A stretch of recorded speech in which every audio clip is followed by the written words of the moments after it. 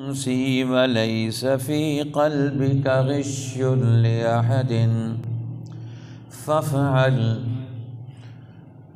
ثم قال يا بني وذلك من سنتي ومن أحب سنتي فقد أحبني ومن أحبني كان معي في الجنة أو كما قال النبي الكريم صلى الله عليه وسلم إن الله وملائكته يصلون على النبي يا أيها الذين آمنوا صلوا عليه وسلموا تسليما. اللهم صل على سيدنا محمد وعلى آله وأزواجه وأصحابه وأتباعه وبارك وسلم تسليما كثيرا كثيرا.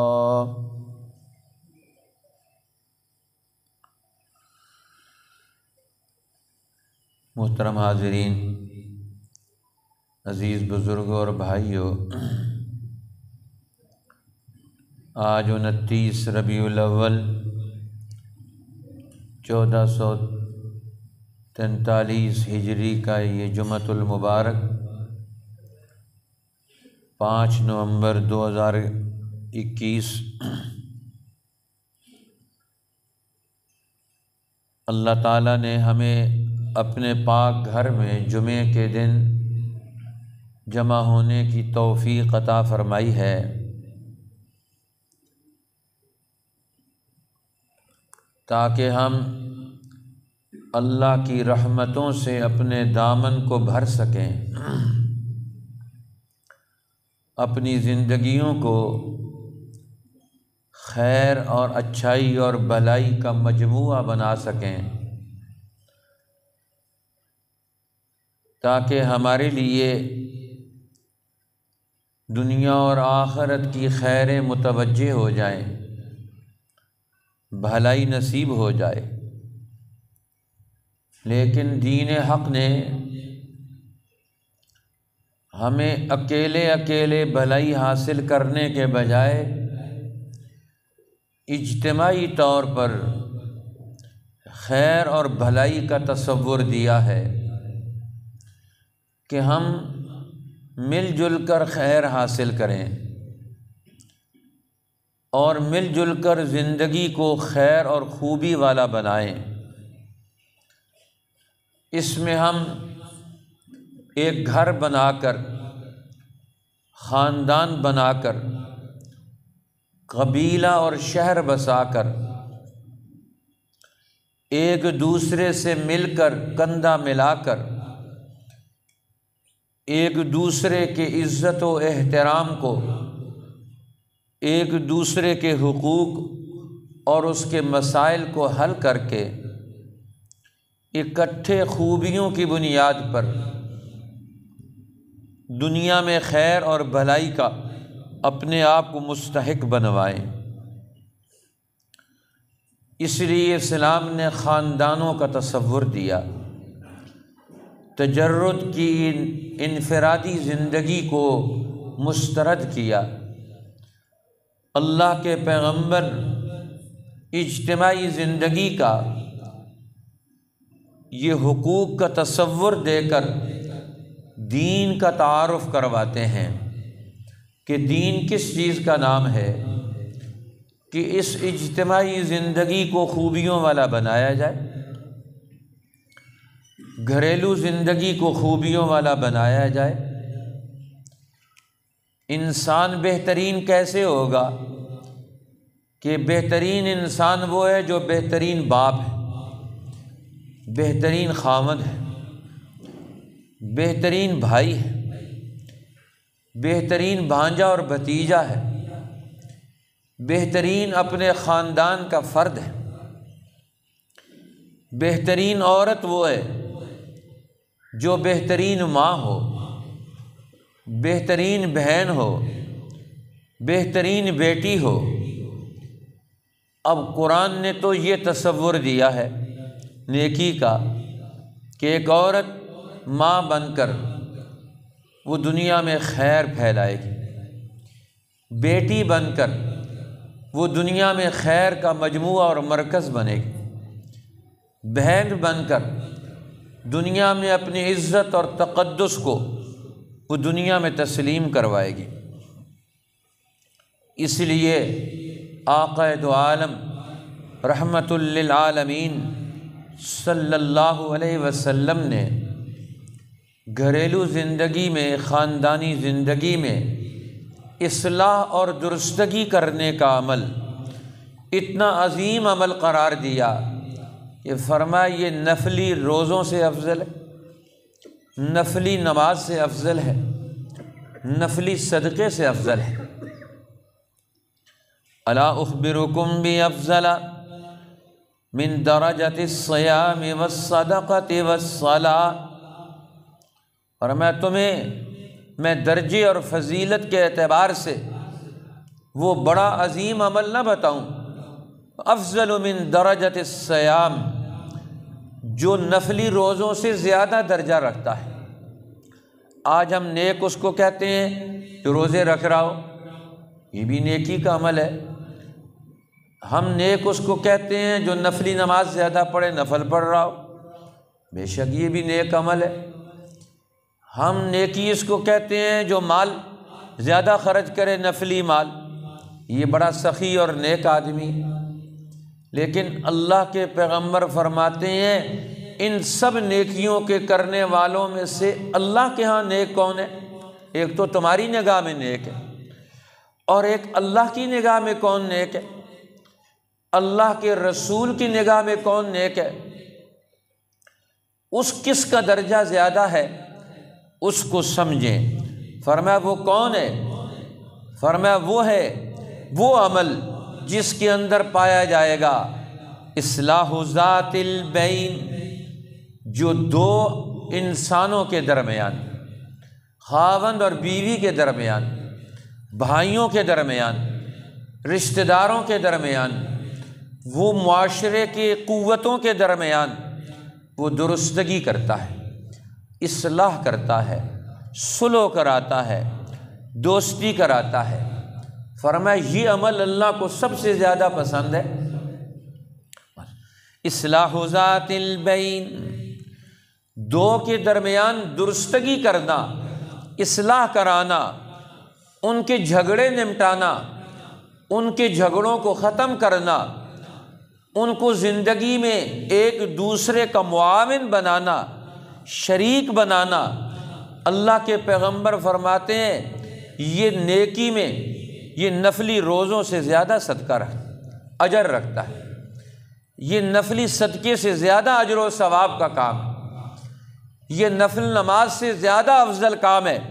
اصلاح ذات البین، دو کے درمیان صلح کرانا، یہ اللہ کو سب سے زیادہ پسندیدہ عمل ہے۔ اس لیے حضور علیہ السلام نے فرمایا کہ میری نبوت کا مشن کیا ہے، میری نبوت کے مقاصد میں سے کیا ہے، میں اپنی محنت اور مزدوری نبوت کی کیوں کر رہا ہوں، یہ میں اپنے آپ کو جوکھوں میں کیوں ڈال رہا ہوں؟ میرے پیغمبر ان لوگوں کو بتا دو، قُلْ لَا أَسْأَلُكُمْ عَلَيْهِ أَجْرًا إِلَّا الْمَوَدَّةَ فِي الْقُرْبَى، کہہ دیجئے میں اس محنت پر تم سے کوئی بدلہ اور مزدوری نہیں مانگتا، إِلَّا الْمَوَدَّةَ فِي الْقُرْبَى، صرف یہ چاہتا ہوں کہ خاندانوں میں محبت پیدا ہو جائے، محبت پیدا ہو جائے، مودت پیدا ہو جائے، دشمنیاں نکل جائیں، دوستی اور تعلق داریاں وجود میں آئیں۔ اور میں تو یہ چاہتا ہوں کہ میں خاندانی نظام کو الفت و محبت پر استوار کروں۔ اسی لیے اللہ کا قرب دلانے والا عمل کون سا ہے؟ اصلاح ذات البین، دو کے درمیان اصلاح کرنا، دوستی پیدا کرنا، درستگی پیدا کرنا، اللہ کے پیغمبر فرماتے ہیں یہ سب سے زیادہ درجے والا عمل ہے، یہ اللہ کے سب سے زیادہ افضل ترین عمل ہے۔ لہذا اصلاح کرنا، درستگی کرنا یہ اللہ کو پسند ہے۔ اصلحوا ذات بینکم، اپنی معاملات میں، زندگی میں اصلاح اور درستگی پیدا کرو، ایک دوسرے کے ساتھ کھینچا تانی نہ کرو، زندگی کے معاملات میں خطرے اور لڑائیاں نہ پیدا کرو، نفرتیں نہ پیدا کرو، جھگڑے کو لمبا مت کرو، جھگڑوں کو نمٹاؤ، اسی کا نام اصلاح اور درستگی ہے۔ اللہ کے پیغمبر فرماتے ہیں میں کس لیے آیا ہوں کہ میں انسانوں میں یہ ہمت پیدا کروں، یہ جرأت پیدا کروں، یہ شعور پیدا کروں، یہ حوصلہ پیدا کروں کہ وہ لڑائی کے وقت میں، غصے کے وقت میں اپنے رشتہ داریوں کے نظام کو وہ قائم کرنے والے بن جائیں، ایک دوسرے کے حق کو تسلیم کرنے والے بن جائیں، ایک دوسرے کا حق دینے والے بن جائیں، ایک دوسرے کو حق دلانے والے بن جائیں، حق چھیننے والے نہ ہوں، حق پر ڈاکہ ڈالنے والے نہ ہوں، یہ کسی پر ہاتھ چلانے والے نہ ہوں۔ اللہ کے پیغمبر فرماتے ہیں میں تو یہ کوشش کرنے کے لیے آیا ہوں ہر ایک دوسرے کا محافظ بن جائے، اس لیے فرمایا اصلاح ذات البین، دو کے درمیان اصلاح پیدا کرنا، درستگی پیدا کر دینا۔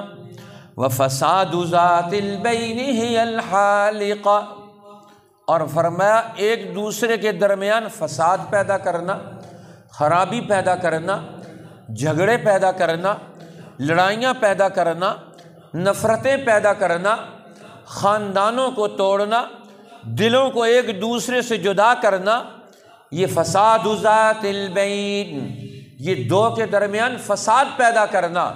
فرمایا ہی الحالقہ، یہ مونڈ دینے والا ہے۔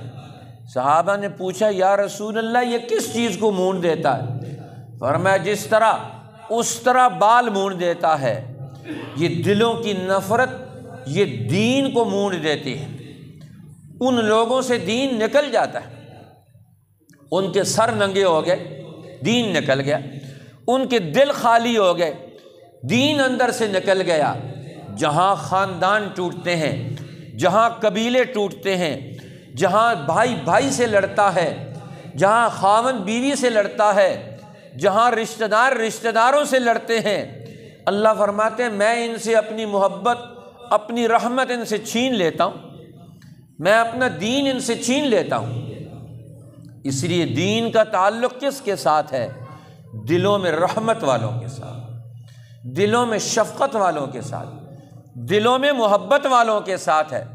اس لیے تو حضور علیہ السلام نے دعا مانگی اللہم ارفق من رفق بامتی، اے اللہ جو میری امت کے معاملات میں، میری امت کے تعلقات میں، میرے امت کے ایک دوسرے کے حقوق میں وہ نرمی کرنے والا ہے، اے اللہ تو بھی اس کے ساتھ نرمی کر، تو بھی اس کو سہولت دے دے، تو اس کی بیک پر آ جا۔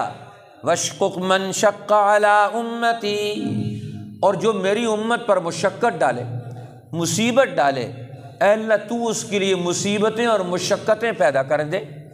اب دیکھو اللہ کے پیغمبر رحمت للعالمین بن کر آئے، لیکن اللہ سے دعائیں کیا مانگ رہے ہیں، اصول کیا سمجھا رہے ہیں، تربیت کیا دے رہے ہیں کہ جس سے ایک دوسرے کے حقوق قائم ہو جائے۔ حضرت انس بچے تھے، پیدا ہوئے تو ماں نے پیدا ہونے سے پہلے کعبہ کا غلاف پکڑ کے دعا مانگی تھی، اے اللہ تو نے مجھے بیٹا دیا تو میں تیرے نام پر اس کو وقف کر دوں گی۔ اب بیٹا پیدا ہوا، بڑا ہوا، حضور علیہ السلام کی خدمت میں آئی ان کی ماں، حضور کی خدمت کیا کرتی تھی، اللہ کے پیغمبر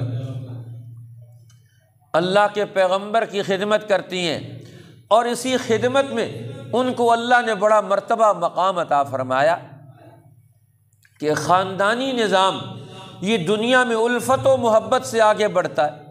ایک دفعہ خواب لے کر آ گئے، یا رسول اللہ آج تو میں نے بڑا بھیانک خواب دیکھا ہے، خوفناک خواب دیکھا ہے اور بڑا خطرناک خواب دیکھا ہے۔ تو آپ نے فرمایا بتاؤ کیا خطرناک خواب دیکھ لیا؟ جس کو تم خطرناک سمجھ رہی ہو سکتا ہے خواب کی اپنی نوعیت ہے، خود ہی ہر خواب کو خطرے والا نہیں سمجھ لینا چاہیے۔ صحابہ کرام میں یہ معمول کہ خواب دیکھتے ہیں، کوئی بات دیکھتے ہیں تو آ کر رسول اللہ سے مشورہ کرتے ہیں کہ ہمارا گھر نہ ٹوٹ جائے، ہمارا خاندان نہ ٹوٹ جائے، ہماری زندگی نہ ڈسٹرب ہو جائے۔ اس لیے اللہ کے پیغمبر پھر ان کو صحیح راستہ بتاتے۔ اب کہتی ہیں اللہ کے پیغمبر میں نے خواب دیکھا ہے کہ آپ کی ران کا گوشت کاٹ کر ٹکڑا ہے اس کا اور وہ میری گود میں پڑا ہوا ہے۔ اب جب سے میں نے خواب دیکھا ہے تو میں بڑی پریشان ہوں، بڑے غم میں ہوں کہ آپ کے جسم کا گوشت کا ٹکڑا کٹ کے وہ میری گود میں پڑا ہوا ہے۔ تو آپ نے فرمایا اس میں پریشانی والی کوئی بات نہیں، خطرے والی اور خوف والی کوئی بات نہیں۔ فرمایا اللہ جل جلالہ مجھے نواسا دیں گے اور اس نواسے کو جو بڑا ہوگا تو اس کو اپنی گود کھلائے گی۔ اب دیکھو اللہ کے پیغمبر ان کو خواب کیسے آ رہے ہیں اور اللہ کے پیغمبر اس خواب کی تعبیر کیا بتا رہے ہیں کہ اب ہمارے گھر اور خاندان میں تمہارا آنا جانا رہے گا اور پھر ہمارے گھر اور خاندان سے تمہارا تعلق رہے گا۔ اب اس خاندانی تعلق کو بیان کر رہے ہیں کہ ہمارا بچہ ہوگا، نواسا ہوگا اور تم اس کو گود کھلاؤ گی۔ اب دیکھو حضور علیہ السلام کتنی خوبصورت تربیت کر رہے ہیں، خوابوں کی کتنی خوبصورت تعبیر بتا رہے ہیں۔ ایک عورت کو اس کے مستقبل کی ذمہ داریوں کے اعتبار سے، بچوں کے ساتھ حسن سلوک کے اعتبار سے، اس کے دل و دماغ سے اٹھنے والا جو خیال ہے اس کو کتنا خوبصورت انداز بتا رہے ہیں۔ اب ان کے بھی معیار کتنا ہے۔ اب حضور علیہ السلام نے فرمایا کہ تم نے نظر مانی تھی کہ اللہ بیٹا ملے گا تو تیرے نام پر وقف کروں گی، اور میں بیٹا بڑا ہو گیا چلنے پھرنے کے قابل۔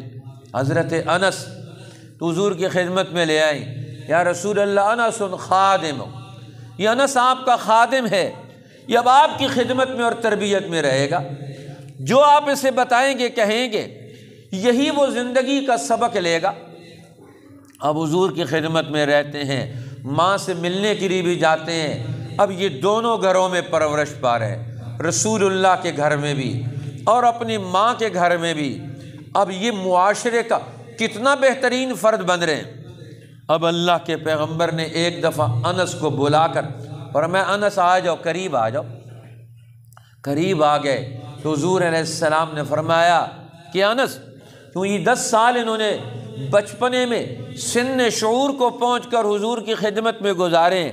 اب حضور علیہ السلام انہیں تنبیہ کر توجہ دلا رہے ہیں، یا بنیا، اے بیٹے، اپنے قریب آنے والے پرورش میں، صحبت میں پلنے والوں کو بچہ سمجھنا چاہیے، بیٹا سمجھنا چاہیے۔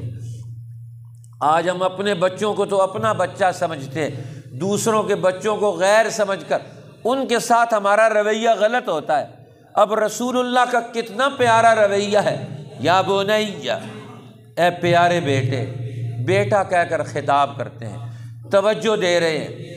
اب باپ کی حیثیت سے، بڑے کی حیثیت سے، اس لیے تو حضور علیہ السلام نے اپنا تعارف بھی امت میں یہی کروایا، انما انا لکم بمنزلۃ الوالد للولد، میری حیثیت اور مرتبہ بھی تمہارے اندر ایسا ہی ہے جس طرح ایک باپ اپنے گھر اور خاندان میں بڑا ہے، میں نبی بن کر تمہارے اندر تمہارے باپ کی طرح، میرا مرتبہ اسی طرح سمجھ لو جس طرح ایک باپ مہربان ہے، ایک باپ اپنی اولاد کا نگران ہے، ایک باپ اپنی اولاد کے لیے شفیق ہے، ایک باپ کے دل میں اپنی اولاد کے لیے محبت ہے۔ فرمایا انما انا لکم بمنزلۃ الوالد للولد، میں بھی تمہارے لیے ایسا ہی ہوں جس طرح ایک باپ اپنی اولاد کے لیے ہوتا ہے۔ تو کتنے پیار سے حضور سمجھا رہے ہیں یا بنیا اے بیٹے ان قدرت ان تصبح وتمسی ولیس فی قلبک غش لأحد، اے بیٹے اگر تو اس بات پر قادر ہے، یہ طاقت رکھتا ہے کہ تیری صبح اور شام ایسی ہو جائے کہ تیرے دل میں کسی دوسرے کے لیے کوئی کھوٹ نہ ہو، کوئی نفرت نہ ہو، کوئی دھوکہ نہ ہو، کوئی اس کے لیے پریشانی نہ ہو۔ فرمایا اگر تو ایسا کر سکتا ہے، اور ہر آدمی کر سکتا ہے کہ اپنے دل سے دوسرے کی کھوٹ نکال دے، دوسرے کی نفرت نکال دے، اب یہ کیسے ممکن ہے؟ جہاں انسان زندگی گزارتے ہیں وہاں ان کے آپس میں معاملات ہیں، اونچ نیچ ہوتی ہے، کمی کوتاہی ہوتی ہے، یہیں سے ایک دوسرے سے شکایات پیدا ہوتی ہیں۔ اب شکایتیں لے کر، درخواستیں بنا کر شکایات کی، ان کو معاشرے میں لے کر پھرنا، ورنہ یہ بات صحیح نہیں ہے۔ اب شکایتیں لے کر دوسروں کے پاس جاؤ، اب دوسروں کے مسئلے اور غم اور رنج اپنے دل میں ان کو پالو اور بڑا کرو۔ ایک دن بات ہوئی اور 10 سال اس کو دل میں رکھا ہوا ہے۔ اب دل میں دوسرے کی کمی اور نقص کو عیب بنا کر، شکایت بنا کر، اب اس کی نقص بنا کر اپنے دل میں اس کو جگہ دے کر ہر وقت اس کو پال رہے ہیں، اس سے تو آپ کے دل کبھی بھی نہیں جڑیں گے، خاندان کبھی بھی نہیں چلے گا، زندگی کبھی بھی خیر اور خوبی والی نہیں ہوگی۔ تو حضور علیہ السلام خاندانی نظام کو، اجتماعی زندگی کو کتنے بہترین اصولوں پر استوار کرانا چاہتے ہیں۔ تو فرمایا اے بیٹے انس، اگر تو کر سکتا ہے، تو طاقت رکھتا ہے، ان تصبح وتمسی ولیس فی قلبک غش لأحد، تیرے دل میں کسی کے لیے کوئی کھوٹ نہ ہو، کوئی شکایت نہ ہو، تو پھر اپنی رنجشوں کو بھول جاؤ، دوسروں کی غلطیوں کو نظر انداز کر کے پھر ان کو اسی طرح اپنے ساتھ جوڑنے کی کوشش کرو۔ اب یہ کیا ہے؟ فرمایا ففعل، اگر تو یہ کر سکتا ہے تو یہی کیا کر۔ کیوں کیا کر؟ فرمایا یا بنی وذالک من سنتی، اے بیٹے یہ کیوں میں تجھے کہہ رہا ہوں؟ یہ اس لیے کہہ رہا ہوں کہ یہ میری سنت ہے، یہ میرا طریقہ ہے، یہ میری زندگی کا اصول ہے کہ میں اپنے خاندان میں، اپنے دوستوں میں، اپنے گھروں میں، میں کسی رنجش اور غم کو میں کبھی آگے نہیں بڑھنے دیتا، میں فوراً اپنا دل صاف رکھتا ہوں۔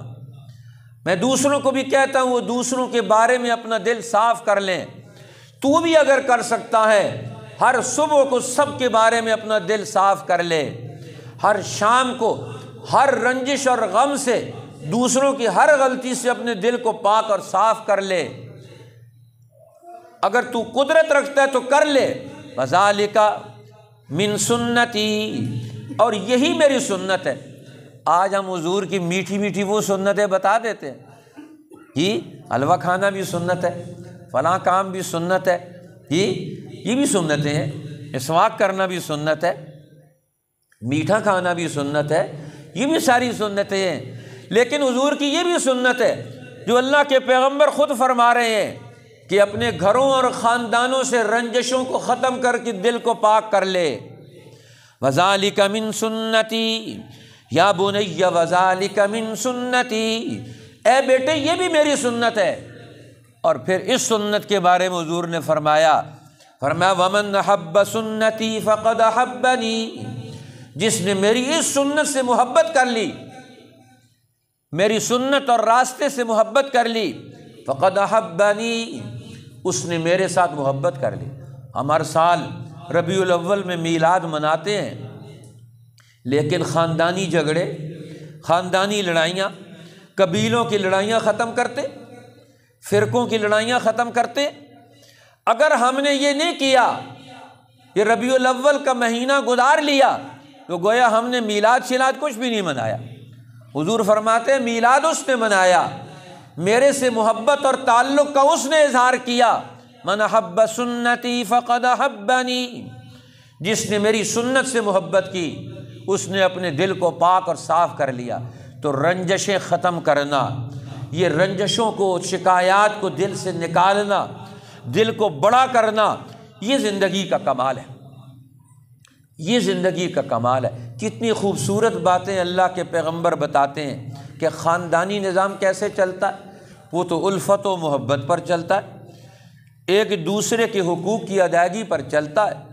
فرمایا حضور علیہ السلام نے حدیث نقل کی، ارشاد ربانی ہے، حدیث قدسی ہے کہ اللہ فرماتے ہیں کہ اللہ جل جلالہ فرماتے ہیں جب میں کسی شخص سے ارادہ کرتا ہوں کہ میں اس کو دنیا اور آخرت کی ساری خیریں عطا کر دوں، جب میں ارادہ کرتا ہوں کسی شخص سے کہ میں اسے دنیا اور آخرت کی ساری خیریں عطا کر دوں، تو میں خیریں اس کو کیسے عطا کرتا ہوں، بھلائیاں اس میں کیسے جمع کرتا ہوں؟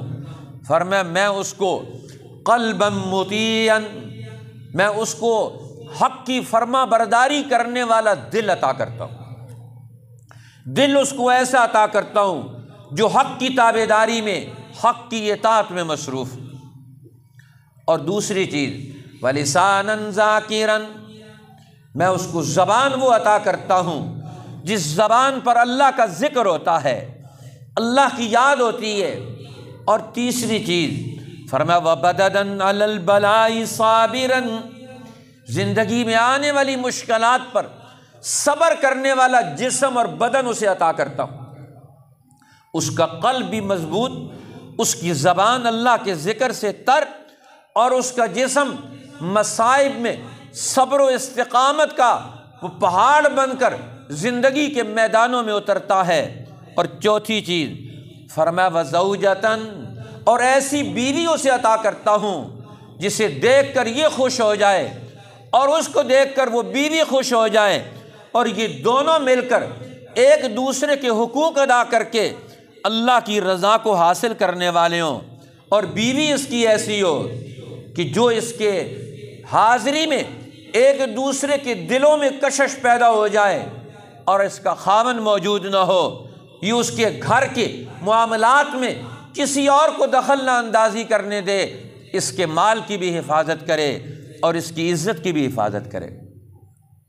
اب دیکھو خاندانی نظام وہ کیسے چلتا ہے، وہ مرد اور عورت کی ذمہ داریوں سے چلتا ہے۔ اب حضور علیہ السلام مردوں کو مردوں کی ذمہ داریاں سمجھاتے ہیں، عورتوں کو عورتوں کی ذمہ داریاں سمجھاتے ہیں۔ آج مرد اور عورتیں دونوں اپنی ذمہ داریاں بھول گئے۔ حضرت علی المرتضیٰ رضی اللہ تعالی عنہ فرماتے ہیں، فرمایا عورت کا جہاد کیا ہے؟ عورت کا جہاد یہ ہے کہ وہ بہترین بیوی بن کر اس کی گھریلو زندگی کے، خاندانی زندگی کے جو اس کے فرائض ہیں وہ بحسن خوبی سے ادا کرے۔ تو فرمایا سمجھ جاؤ یہ عورت جہاد کر رہی، گھر میں بیٹھے ہوئے بیوی بن کر، ایک ماں بن کر، ایک گھر کی شریک حیات بن کر جب وہ زندگی بسر کرتی ہے تو اللہ کی نگاہ میں اس کو جہاد کا ثواب ملتا ہے۔ اس لیے گھر کی زندگی وہ ایک مرد اور عورت دونوں سے مل کر چلتی ہے۔ مرد اور عورت یہ گھر کی زندگی کا پہیہ ہے، یہ خاندانی نظام کا حصہ ہے۔ اسی لیے حضور علیہ السلام نے فرمایا، امام انقلاب مولانا عبید اللہ سندھی رحمۃ اللہ علیہ سورۃ الاحزاب میں جہاں حضور علیہ السلام کے گھر اور خاندان کا تذکرہ آیا، وہاں فرماتے ہیں کہ اللہ نے مسلمان گھرانوں کے لیے رسول اللہ کے گھرانے کو نمونہ اور معیار بنا کر پیش کیا۔ اللہ کے پیغمبر گھر جاتے ہیں تو ایک خاوند کی حیثیت سے بھی، ایک ذمہ دار کی حیثیت سے بھی، ایک نگران کی حیثیت سے بھی، ایک نبی اور معلم کی حیثیت سے بھی، ایک قائد کی حیثیت سے بھی، لیکن گھر میں گھر کے شریک ممبر بن کر جاتے ہیں، کوئی دباؤ نہیں۔ اب وہاں گھر والوں کو حضور کے آنے سے کوئی تکلیف نہیں ہوتی، کوئی پریشانی نہیں ہوتی۔ اب گھر والے بھی آگے سے وہ گھر کے بہترین ممبر بن کر وہ ذمہ داریاں ادا کرتے ہیں۔ اب ان کی ذمہ داریاں کیا ہے؟ قرآن نے ازواج مطہرات نبی کی ذمہ داریاں بیان کی۔ وَاذْكُرْنَ مَا يُتْلَىٰ فی بیوتکن من آیات اللہ والحکمہ، وہ اپنے گھروں میں نازل ہونے والے قرآن کی آیات کو اور اس کی حکمت بری باتوں کو دل و دماغ میں جگہ دیں گی۔ خواتین کا کام کیا ہے؟ ایک طرف گھر کو نبھانا، گھر کے معاملات کو چلانا، گھر کی زندگی کو مرتب اور منظم رکھنا، اور دوسری طرف گھر کی زندگی کو تعلیم قرآن کے اصولوں کی روشنی میں پیدا کرنا، آنے والی نسل کی تربیت کرنا۔ پہلی تربیت گاہ اسلام کے معاشرے کی وہ ایک گھر ہے، یہ پہلی یونیورسٹی ہے، یہ پہلا مدرسہ ہے، یہ پہلی تعلیم گاہ ہے، ماں کی گود۔ یہاں ماں کی گود ہم کون سی تیار کر رہے ہیں؟ آج ہماری بچیوں کی، ہماری خواتین کی تعلیم و تربیت کا کیا نظام ہے؟ وہ سب کے ہاتھوں سے نکل چکا ہے۔ اس لیے آج ہر گھر پریشان ہے۔ اس لیے گھروں کی پریشانیوں سے اپنے آپ کو نکالنے کے لیے ہر ایک حصے کو، زندگی کے حصے کو اپنی ذمہ داریاں نبھانی ہیں۔ اس لیے حضور علیہ السلام مردوں کے نبی بھی بن کے آئے، عورتوں کے نبی بھی بن کے آئے۔ اس لیے آج مردوں کو اور عورتوں کو اللہ کے پیغمبر کیا تربیت دے رہے ہیں، کیا بات سکھا رہے ہیں؟ اب حضرت انس کو کتنی پیارے باتیں سمجھائیں، اور حضور علیہ السلام نے خاوند اور بیوی کو کس انداز سے زندگی گزارنے کی تلقین کر رہے ہیں۔ کتنا بہترین معاشرہ وجود میں آئے گا جب اس طرح کے لوگ اپنے گھر کی زندگی کو استوار کریں گے۔ اس لیے سنت نبوی کا تعلق پوری زندگی کو خوبیوں والے بنانے کے ساتھ ہے، آپ کی سنت کا تعلق پوری زندگی کے ساتھ ہے۔ اسی لیے تو ام المومنین سیدہ خدیجۃ الکبریٰ رضی اللہ تعالی عنہا جب اللہ کے پیغمبر پر پہلی وحی آئی اور پہلی وحی لے کر اپنے گھر آئے، اور پہلی وحی کی بنیاد پر اب آپ نے معاشرے میں آگے قدم رکھنے ہیں، پریشانی میں ہے، غم میں ہے۔ اب اس نئے دور کو کیسے گزارا جائے گا؟ تو اللہ کے پیغمبر کو حضرت خدیجۃ الکبریٰ تسلی دیتی ہیں، آپ کے ساتھ کھڑی ہو جاتی ہیں، اور پہلا جملہ حضرت خدیجہ کی زبان سے حضور علیہ السلام کے لیے کیا نکلتا ہے؟ آج بھی امام بخاری نے حدیث کی اپنی کتاب کے آغاز میں پہلا باب بدء الوحی میں پہلی حدیث ہی یہی نقل کی۔ باب بدء الوحی میں حضرت خدیجہ رضی اللہ تعالیٰ عنہ حضور علیہ السلام کے لیے تسلی کے جو جملے نکالتی ہیں،